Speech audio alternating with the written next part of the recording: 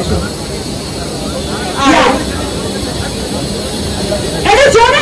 কি হলো পেছনে হাততালি বাজাতে পারবেন তো একটু জোরে হাততালি বাজাকে এভরিওয়ান কাম অন। সামনে থাকুন, আমরা মিডিয়াতে লোক চলছে এটা। ওকে বাচ্চা কোথায় আমি আপনাকে ডাউন করলাম, আপনি এখানেই দাঁড়িয়ে। তো প্রোগ্রাম ম্যাম আমরা সিটি বাজার মেট্রো তরফ থেকে সবার প্রথমে দর্শনা ম্যামকে ফেলিসিটেট করে দেবে। একটু জোরে হাততালি হয়ে যায় সবাই মিলে।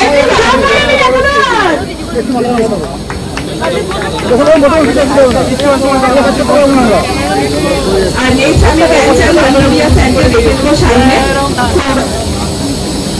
ঋষভ স্যারকে রেখে দেবো সামনে, সৌরভ দাকে একদম ফেলিসিটেট করে নেওয়ার জন্য সিটি বাজার মেট্রোর তরফ থেকে।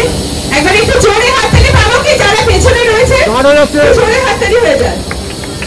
এত সুন্দর একটা মুহূর্ত যেটা আমাদের ক্যামেরাতে বন্ধু হয়ে রইল। তো আমি একটু জোরে হাততালি বলছি সকলকে, প্লিজ একটু জোরে হাততালি হয়ে যাক আমাদের সকলের প্রিয়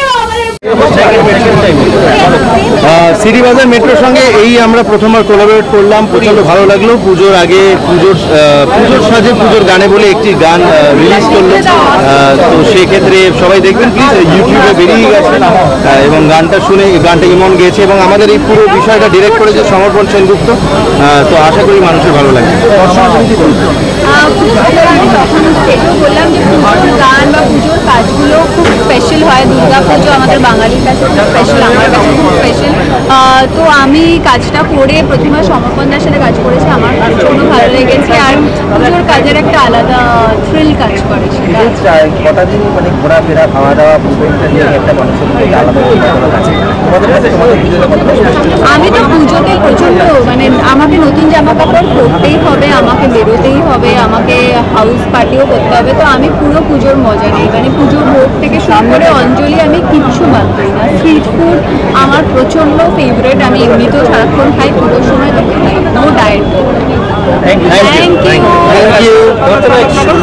সিটি বাজার মেট্রো আজকে লঞ্চ হয়েছে, আমাদের মিউজিক ভিডিওটা লঞ্চ হয়েছে যার নাম হচ্ছে পুজোর সাজে পুজোর গানে, এবং এই বছর পুজোর গান, এবং পুজোর গান বলতেই অ্যাকচুয়ালি প্রথমেই আসা উচিত আমার মনে হয়। খুব সুন্দর গেয়েছেন ইমন এবং ডিরেক্ট খুব ভালো করেছেন সমর্পণটা, যে আমার ডান দিকেই দাঁড়িয়ে অ্যাকচুয়ালি।